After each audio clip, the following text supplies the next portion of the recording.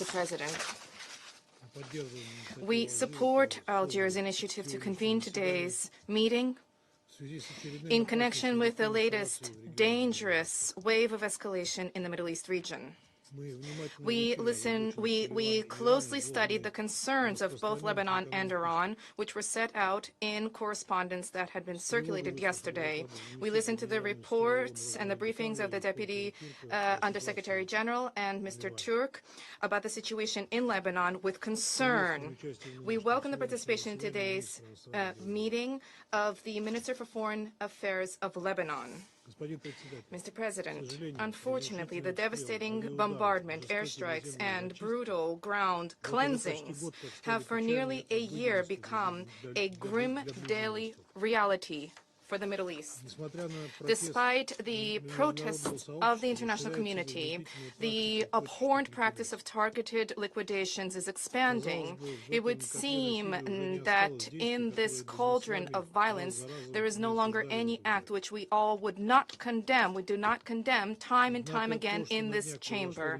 However, what transpired in Lebanon and Syria over the past week brings the escalation in Lebanon and Syria into a new high-technology dimension, and this is a very dangerous turn.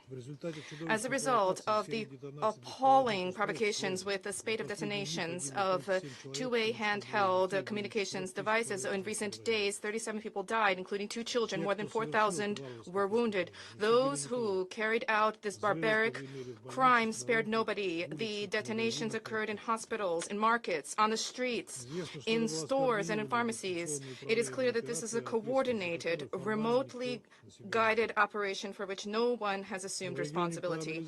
However, in the region, facts have been analyzed, dots have been connected, and the relevant conclusions have been drawn.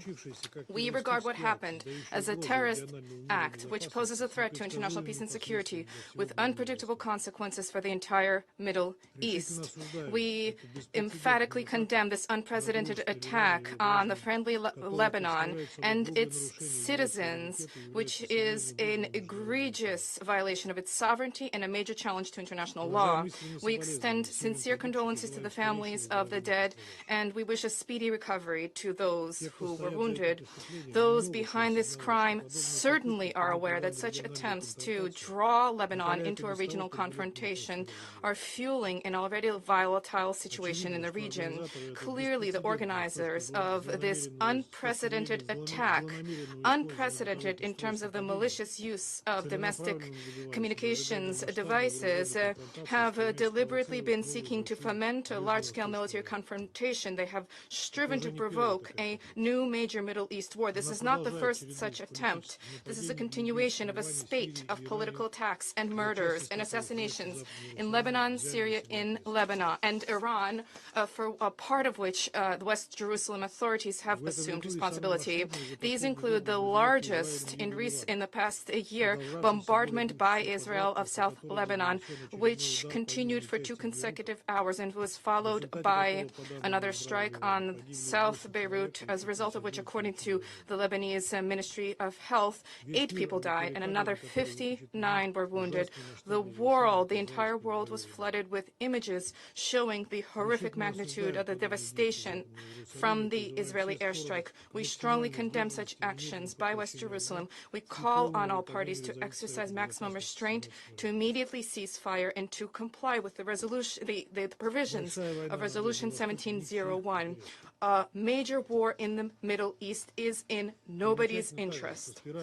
Also noteworthy is that spiraling violence is clearly undermining the Biden administration's widely touted efforts, both for ceasefire in the Gaza Strip and for stabilization of the situation on the Blue Line in Lebanon. The results of this pseudo-diplomacy are dubious at best. Instead of peace, we see ongoing bloodletting in the occupied Palestinian territory, the murder of the head of the political bureau of Hamas, Mr. Hanin, who was the main negotiator on the deal with Israel, and now the first ever large-scale terrorist attack with the use of information communications technologies, which resulted in fatalities.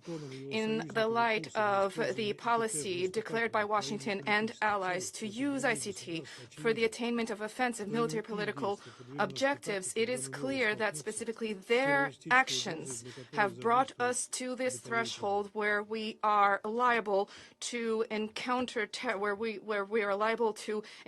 terrorist threat with the use of domestic appliances. Given that according to incoming reports, we're talking about remote manipulation of electronic devices. By the way, from a different jurisdiction, we view this as an exceedingly dangerous precedent.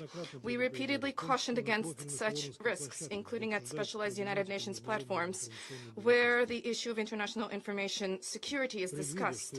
Having foreseen that ICT can be used for destructive purposes, Russia has already for a number of years advanced the idea of establishment of a specific international legal regime to govern the digital landscape, and this would take into account technical vulnerabilities, including anonymity, cross-border features, and other hidden functions. Unfortunately, the United States and allies consistently object to any such obligations in this sphere in order to maintain their freedom of movement. The consequences of this are apparent in the terrorist attack in Lebanon. If we were talking about the consequences for the information telecommunications landscape, these kinds of incidents further worsen the already growing mistrust by states of information communications devices manufactured in other countries. This, in turn, furthers the trend of self-isolation of national infrastructures in this area, and as a consequence results in the fragmentation of the information space, undermining international standards in this area, the destruction of supply chains, and the expansion of the digital divide between developed and developing countries. With respect to the terrorist attack in Lebanon, the question of the origin of the electronic devices used for the explosions is fundamental. There is a need for a detailed account of the commercial structures involved regarding the safety of their products.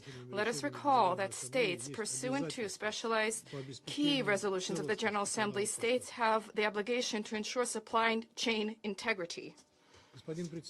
Mr. President, regardless of however horrific this instance of the use of ICT for terrorist purposes may be, the international community is not powerless in the face of this threat.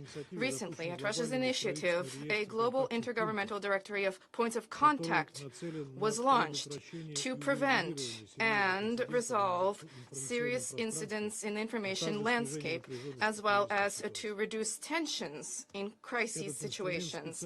This instrument was specifically designed in order to prevent escalation in the digital landscape, which is liable to then spill over into the real world. We call upon all stakeholders, first and foremost Lebanon, to avail itself of this directory. We expect that the recipients of a possible request from Beirut will immediately study it and will provide a response to Lebanese colleagues. This is key to determine all of the circumstances behind what happened in Lebanon. Mr. President, it is clear to all that the key to resolving the current and to reversing the current unprecedented escalation in the Middle East lies in ending the bloodletting in the Gaza Strip, where the number of dead has now exceeded 42,000 people. The only resolution is a prompt establishment of a ceasefire, exchange of hostages and prisoners, and the organization of unimpeded humanitarian access to the Strip. This is the only way to relaunch the process of peaceful resolution to the Palestinian question on the international legal basis, at the heart of which lies the principle of two states for two peoples, which we steadfastly support. For our part, we stand ready to cooperate with all who share these objectives. Thank you.